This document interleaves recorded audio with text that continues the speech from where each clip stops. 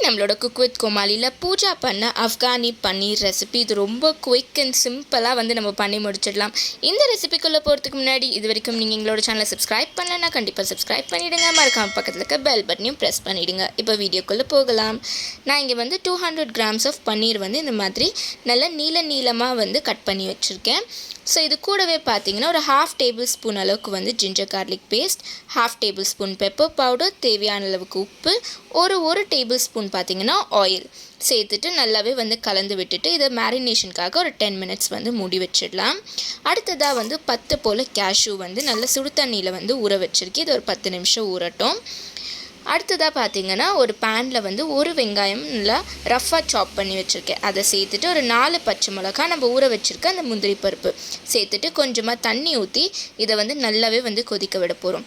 அந்த வெங்காயத்தில் இருக்கிற பச்சை வாசனை எல்லாம் பார்த்திங்கன்னா நல்லாவே வந்து போகணும். ஸோ இதை வந்து நம்ம நல்லாவே வந்து கொதிக்க விட்டுடலாம். இப்போ பாருங்கள், இது நல்லா கொதித்து முடிச்சிருச்சு. இதில் இருக்க அந்த தண்ணியை வந்து நல்லா ட்ரெயின் பண்ணிவிட்டு வெறும் அந்த வெங்காயம், கேஷ்யூ அண்ட் பச்சை மிளகா இருக்கு இல்லையா, அதை மட்டும் வந்து மிக்ஸி ஜாரில் வந்து சேர்த்துக்கலாம். சேர்த்துட்டு இது கூடவே பார்த்திங்கன்னா ஒரு 1/2 கப் அளவுக்கு வந்து கொரியாண்டர் சேர்த்துக்கிறேன். அது கூடவே வந்து ஒரு 1/4 கப் அளவுக்கு வந்து தயிர் வந்து சேர்த்துக்கிறேன். ஸோ இது அஃப்கானி பன்னீருன்றதுனால வந்து தயிர் அண்ட் க்ரீம் பார்த்திங்கன்னா நம்மளுக்கு ரொம்பவே இம்பார்ட்டண்ட். இதை வந்து அரைச்சி எடுத்துக்கலாம். அடுத்ததாக வந்து இப்போ நம்ம மேரினேட் பண்ணி வச்சுருக்க அந்த பன்னீர் இருக்கு இல்லையா, அதில் வந்து நம்ம அரைச்சி வச்சுருக்க பேஸ்ட் வந்து ஒரு 2 tablespoon அளவுக்கு சேர்த்துட்டு அதையும் வந்து நல்லாவே வந்து மிக்ஸ் பண்ணிவிட்டு ஒரு 5 to 10 minutes வந்து இதையும் மேரினேஷனுக்காக விட்டுடலாம்.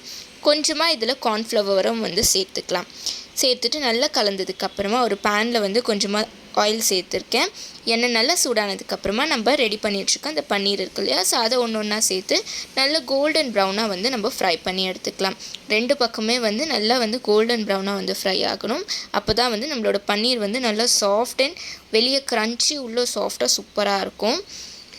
அடுத்ததாக வந்து இப்போ அதே பேனில் ஒரு ஸ்டார் அன்னாசி, ஒரு பிரியாணி இலை, 2 கிராம்பு, 2 ஏலக்காய் சேர்த்துட்டு நல்லா பொரிஞ்சதுக்கப்புறமா இதில் வந்து நம்ம அரைச்சி வச்சுருக்க அந்த பேஸ்ட் இருக்கு இல்லையா, ஸோ அந்த பேஸ்ட்டையும் வந்து சேர்த்துக்கலாம்.